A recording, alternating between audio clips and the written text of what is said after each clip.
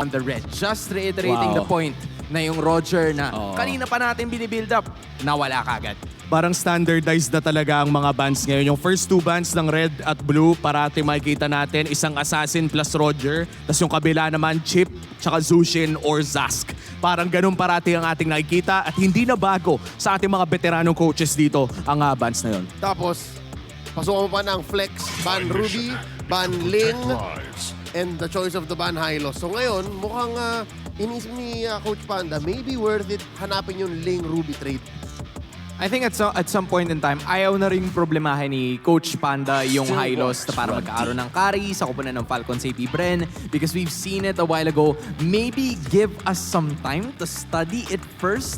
So ngayon, wag natin siya problemahin. Ling is gonna be the final choice. There's a total of 3 heroes in the jungle position na tinanggal para sa parehas na kupunan. Zask is there. You also have what? Hayabusa if you want to. Meron nandyan din yung Moskov and yung Harith kung gustong i-prioritize nila. But ito yung hero na nababan for the longest time all throughout the day. Nakawala na rin si Edith. Magandang deny pick din ito mula kay Ogwen na napakagaling mag-Edith. Naalala ko nung hindi pa sobrang meta si Edith, isa na si Ogwen na gumagamit nito. Kaya naman with this first pick Edith, bukod sa flex pick ay meron din silang naagaw mula sa Falcons AP Bren. Pero ito na yung nabanggit natin, the Phoveus and the Harith already secured as well for Falcons AP Bren. Because even the Edith can trigger Infernal Pursuit. So yun, Matic, meron ng panagot dun sa malakas na frontline na may CC on demand ng RSG. How can they close up the first phase? Nabanggit natin, under our breath, ang Zask. So pwede, I can see a world where Zask is picked here. Pero kung may natutunan tayo sa first series, again, from today, forever evolving yung meta. So baka nga, isipan nila pareho, second phase na lang natin. Yeah, I mean, but to be fair, Zask is a good matchup against the Phoveus, I think. Just because you can't really jump as much kung sakali na yun yung gawin mo. And the Harith. And the Harith too, right? So at some point in time, pwede mong gawin yun if you want to. Imagine mo, no, maglalapag ng Zaman Force tapos biglang may Dominators descent Tago sa ka lang, gitna. tago ka lang. Magtatago ka lang. Kumbaga parang labanan na ng mga alien pero what? Ito na yun. Kumuha sila bigla ng intense physical damage for the side of RSG Philippines. IPD. IPD. I mean, sabi ni Coach Panda, guys, wait lang. Hayaan nyo ako magluto. Okay, I'm going with the Hayabusa and the Moskov in this one, but you see it, right? The hero damage per game for the junglers. And ang layo ng agwat. It's at least 9,000 yung difference ni Andoryu and ng ating number 1 na si Kyle TZ. The one Really above something, all. right? The one above all. And it shows not only in the title holders but also with the stats. And the final pick for the first phase is going to be the Nolan. So yung dalawang damage dealers ng kupunan ng Falcons AP Bren ay pinakita na nila. Very interesting to take note as well na parang mas napupunta na sa Nolan yung priority compared to the Julian na mas nakasanayan natin in the earlier weeks. But this time, the Nolan in our first match, nakita natin na kapag nakapag-early game farm talaga, ay napakabilis niyang mag-rotate in the mid to the late game parts of the game. The main difference between Nolan and Julian is just the sheer amount of burst. Si Nolan, again, number 1 most discipline-demanding jungle, but also, kung kaya mo at alam mo paano laruin, sobrang rewarding when it comes to bursting down targets. Going into the second phase, Aurora ba na magkakatakihan na sila ng mid. Actually, interesting, tignan mo, same exact roles ang napit nila first phase. That's pero true. pwede mo pang i-flex si Edith. So I guess, yeah. nagamit ni Coach Panda yung advantage. And this Aurora ban is really smart, mainly because it's one of the best counter picks against the Nolan.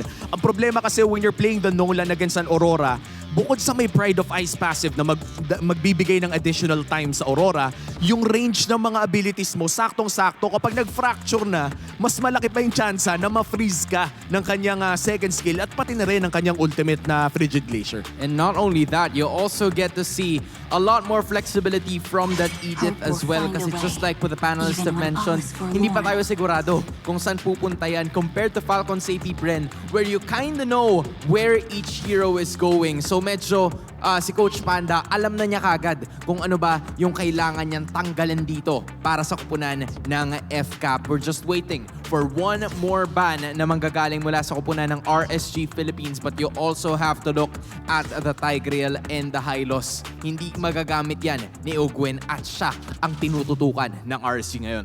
Knowing what the current meta looks like, baka posibleng Johead ban pa to. Kasi si Johed sa mga pwede mo sabihing on-demand roamers na bahagi sa top 3 roamers ngayon according to Iwomi. Ayun talaga, alam natin na pag snowball, Johed is one of the answers. But I'm also looking at the Valentina. Medyo delikado ata na ibibigay sa Falcons AP Bren yun, considering na magandang agawin yung Primal Wrath na nagmumula kay Edith. Pero tinan mo, ang bilis ng pick-up. Lolita kaagad ang kukunin ng Falcons AP Bren. Hindi na nagpatumpik-tumpik pa si Coach Ducky. And that's good because again, even with just the 3 picks ng RSG, mabablock niya yung mga sibat ni Moskov at yung mga binabatong kidlat ng Primal Wrath ni Edith. Wow, this Lolita is just looking great so far for Falcons AP Bren. Pakiramdam ko kailangan na ng RSG. It's either i-flex na lang nila yung Edith and get an XP laner that could displace the Lolita. Kasi no choice din eh. Kumbaga mahaharangan na yung mga ibang projectile. Pero kung pwede mong ilayo o pwede mong itabi ang isang Lolita, that could be an answer for RSG. Sino ba ang hero na nagtatabi o tumutulak, di ba? May mahaba rin siya sibat eh. Motibo Hawk. Pwede. Arlot. Is it? Ayan. To be fair, Nananadyak. Naninipa. Naninipa para saka tumabi. pwede naman kahit papano yung buhok. Diba? Nung show, adding the Zaskin to the mix, it somewhat cuts it, but another white-haired hero joins the side of Falcons AP Bren. It's gonna be the Faramis para i-wrap up ang kanilang lineup. Specialty ni Few to. Diinan. I like what Falcons AP Bren did. And can I just say, nagpintas the draft. It's beautiful ML. Trading both coaches. Coach Ducky and Coach Panda. Amazing. Good work. Excited na ako makita ko anong magiging approach ng RSG dito. Dahil kung teamfight ang usapan, Falcons AP Bren has sustain, has crowd control in AOE. Pero meron kasing magandang side at pick-off ang RSG. Yup, with the show added into the mix na magagamit ni Light, a staple hero para sa kanya. Aqua with a meta hero such as Zask, moving the Edith onto the AXP lane para kay Nibor. Meanwhile, for Falcons AP Bren, you have the Phobius and a classic Few Lolita matchup para sa kupunan ng Bees. It's RSG versus FCAP. Casters, pasok. Grabe nga yung mga pangdiinang picks. Pero welcome to the game on number 1 na match number 2. It's going to be RSG Philippines laban sa Welcome to Falcons Mobile AP Legends. Bren. This is it, ang laban ni Tanggol at ni Nibor Ayan. para sa ating laban na to. So, interestingly enough, mabilis na makakakuha pala ng jungle dito or ng buff si Irad because of that spawn na rin at grabe mga hatakan, mga pagpupok nangyayari doon sa may middle lane. Ito na yung classic na sinasabi nga kanina nila Hans on the panel na classic Faramis, classic Lolita, especially for Ogwen. Pero ito yung classic hatak. Oh, parang mas pinahabang hila ni Diggy Oo. nung moment na yon. So, ano naman ngayon, parang more on focus na muna, nagkakasilipan yung mga players natin. And nagbibigay din ng vision. Grabe, si Light para sa kanyang mga kakampi. So, paspas. Dito yung mga junglers natin. So, paspasan. The call there was, Irad, kumuha ka na dyan. Kasi nandito agad si Kyle TZ eh. Na alam naman natin, top of the leaderboards, di ba? The one above all. Pero still, kahit si Irad, in-acknowledge niya to, di ba? Nung nagkaroon siya ng rankings pagdating sa mga top junglers here out of the Philippines. Pero kasi kailangan niyang patunayan sa laban na ito na deserve din siya sa spot na yon. Oo, kaya magiging crucial talaga yung magiging rotation dito ng ating dalawang teams. Muti ka na dito si one above all. So, napaka-crucial niyan kasi masisira na agad yung juggling pattern niya.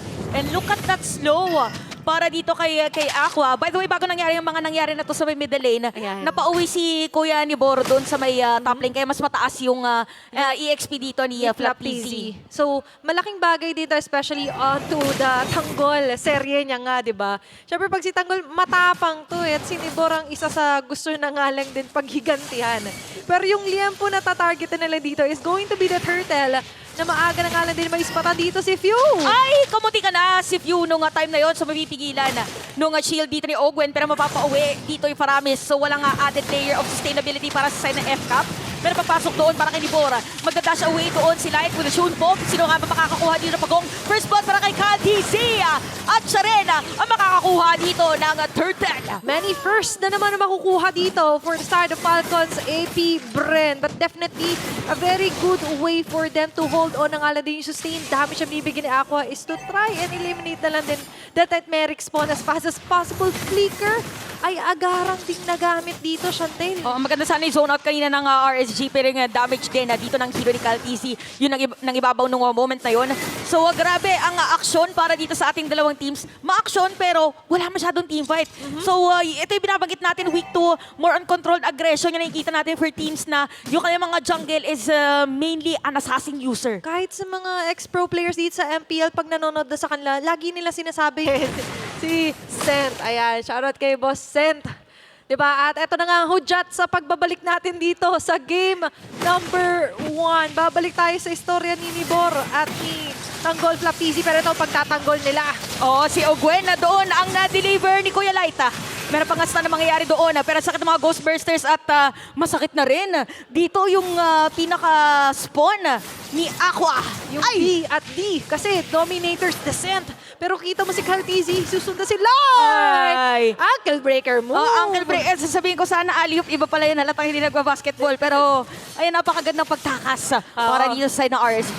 Definitely, parang sheesh, doon si Kuya Molite. Pero for Falcons AP Bren, parang medyo kakalma muli ang mapa. Pero ang hindi kakalma, of course, is the one above all. Oo, si Kyle TZ. Pero may one din naman dito sa RSG. si Irad. Si Irad naman. So, ayan, tinan natin kung ano mangyayari bago sa ating Turtle. Alam mo, may isang beses nakasabay ko yata si RSG sa service at grabe yung banding nila. Ay, oo. At ang kanilang pinaka-silent mat ay si Kuya Nibora. Tinan natin kung ano mangyayari ngayon. So, yung Turtle pupunta sa kamay ni KTZ.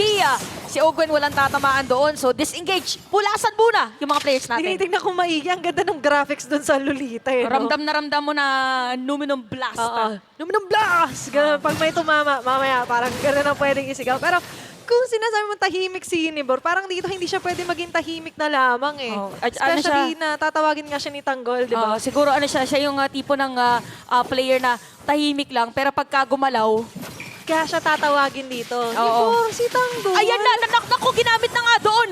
Kamunti ka na, so may shadow kill against Super Marco, so mapipilitan na umuwi sa may top lane naman. Parang delikado yata dito si Kosei, pero nandito lang din naman si Light. Ito na, ang ihahatid ko sa'yo, sakto, dinner time daw. At napakakunat ngayon ng mga players para malatrip to Jerusalem. Yun nangyari doon sa may top lane. Merong conceal, mahahabol ba? Isang dipa. Pero yun nga lang, buhay pa rin si Flap TZ. Ang daming nangyari pero walang namatay doon, Chantel. This just means na itong parehong kupunan nito ay sobra yung pag-iingat. Numinong Blast ay medyo magmi-miss out na nga lang din. We could see multiple plays attempted here kahit kay Super Marco na pulahan na naman pala ngayon. Oo, kailangan na ni May Super bandang Marco kuha. ng mushroom dito. Okay din naman andon ng Spear of Destruction pero hindi tutuloy. Hindi. Dahil nandun na din naman si Ogwen sa baba at saka delikado rin dahil ilalim yun ng tore. And looking at the items na lang din muna bago tayo magkaroon ng kaganapan. Starloom sight agad for Super Marco. Hindi rin naman napagilan dito si Kusei with his corrosion sight indeed. Kaya ramdam natin yung mga attacks siya ng Aladdin. Malaki din maging epekto if ever man na kumunta sila tumama yung Spear of Destruction niya. Yung Superman na hinahanap natin. Oo nga, so eto na naman sa may bottom lane. So si Nibora nandito sa may baba. Super Marco naman para sa side ng FK. Same with Light. Sasama na rin. Saktong-sakto dito magsuspawn yung ating pagong. So intense, no? Yan ang nangyayari. Parang wala masyadong umaatras. Walang... Pero wala masyadong kills. Oo. Ang dami rin naman nakikita talaga ng magagandang plays, especially na may Lolita nga kasi tayong muling nakita. Pero ito na nga lang din ang kanilang paglalaban-labanan. Nandito yung Spear of Destruction. Napakagandang check ko to, pero nga lang, sa side ng FCAM pa rin, mapupunta yung Turtle. Dediretsoin pa sa pagkakakill dito kay Light. Tatamaan ng Luminong Blast at hindi na makakatakas pa dito si Nibora. Malinis na naman na initiation ng pick-off for Falcons sa AP Bren na naganap doon. 3 straight turtles, by the way, na ang nakukuha dito ng kupunan ng Falcons. And looking at the Inferis handcam, tingnan nyo naman kung gaano kabilis ang kamay talaga dito ni Super Marco. Superb talaga yung nagiging performance nila as of now. 1 to 4 kill score, Chantel. Pero very interesting for RSG. Hindi pa rin naman totally nagiging dominating agad to for one side lamang. Dahil marami pa rin silang numerous attempts. Wow, marami na nga, numerous pa. Super, ano na yan, they have plenty of time. They have only of attempts na pwede nilang gawin. Especially, may show na light pa. Oo, parang ano na yan may mga ano tayo may ranking tayo or sabihin na natin yung mga players na pag sinabi mong Cho, parang nakadikit sa pangalan nila. Oo, naisusulat na talaga yan. Pero kasi ang isang nasusulat ngayon is medyo nagkakaroon ng lead talaga dito ang Falcons AP Bren pagdating sa bawat lane. Especially onto the jungler side na Oo kung nga, saan no? nearing that 6K gold lead or 6K mark na sa total accumulated gold dito sa Calteezy habang dito naman nahihirapan ang RSG Philippines. Luminong Blast, tatamaan doon. Si Light halos walang buhay. Ginamit na niya yung Jeet Kondo pero meron pa ng mga Way of the Dragon. Si Aqua. Si Irad dito masasaktan. Si Ako palang unang aaray. At yun na nga, mapapatay din si Irad dun sa ibaba. 2 members now for the side of RSG. Misto lang ang Falcons AP Bren. Sila ngayon yung may task force sumugod na sumugod. At sa may bandang taas naman. Naku, tinatamaan at habulin. Hindi, ano lang, poke lang. Oo. Parang nga nagparamdam lang si Flap TZ doon kay Kosei na amen, nandito ako para dumepensa sa top lane. Saka alam niya yun, pag mga Moscow, biglang nawawala, push lang ng push. Pero in this kind of situation, hindi nangyayari yun. 9 minutes na tayo into the game. Pero Falcons AP Bren pa rin ang may hawak ngayon ng steady lead. Goldman yan o third takedown ay check na check sa kanilang listahan at ngayon dadagdag pa ang paunang Lord sa listahan para kay Kyle TZ. Oh, tama ba yung nakita ko? Parang nag-build si Ugo ng Bloodwing. So, added shield din para yung side ng FCAP. So, sila ito magiging target dito. Hinahabol na 2 players. Pero mahirap nga din naman. Cho nga pala ni Light. So, makunat din dito ang hero na gamit ni Light. So, more on parang timing muna ang inaantay ng FCAP. And speaking of timing, tinan natin kung magiging successful ba to para sa side ng RSG. Napilitan na gamitin yung Netherrealm para maagaw yung purple buff ni Irad. Grabe yung capability talaga ngayon ng Falcons AP Bren. At hindi lang yun, no? Yung pang-deny nila ng each and every objective dito sa RSG Philippines. At katulad nga nung sinabi mo kanina, grabe din naman ang pangdiinan at tapang ngayon na ginagawa nila Kyle TZ na kahit ang isang Hayabusa ni Irad ay ngayon lang ako nakita muli na isang Hayabusa na naka-close off yung door niya na hindi siya nakakapaggala-gala masyado. Oo. Feeling ko dito para sa RSG, pwede silang pumugak anytime Parang may taga-split push. Wait Oo. lang. Si Iradon ay kamunti ka na. Ginamit niya yung shadow kill niya. Kaya naman, lalapitan na siya doon ni Kyle TZ. Napaka-solid na comms para dito sa FCAP. Kasi na-timingan nila after nung ulti. Grabe no, suwabe lang yung naging galaw ngayon ng Falcons sa AP Bren. The timing and everything, talaga namang nasa side nila. And ngayon, wala pa pong nababasag na torre sa side ng Falcons.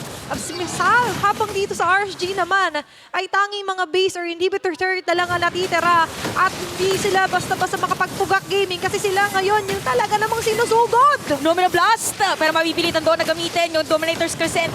Dito ni Aqua, masisira yung torre sa gitna. Sumalinis na paglalaro para dito sa FCAP na for RSG. Meron na mga items dito si Kosei. Hindi pa naman siya napapatay, so probably more on counter set or pa isa-isa dahil more on pick-off yung hero na kanilang pinili para dito sa game against FCAP. Kaya medyo nag-aantay pa rin talaga sila ng oras dito Time is everything. Kailangan pa rin nilang i-prolong kahit papano. Pero yung next plan of action sana, yung inaantay nga natin, Pugak Gaming, may magi-split push, ay hindi nila masyado nagawa. Kasi sobrang high-level threat talaga dito ni Kyle TZ. Diba? Isang pagpasok niya lang, isang fracture actually.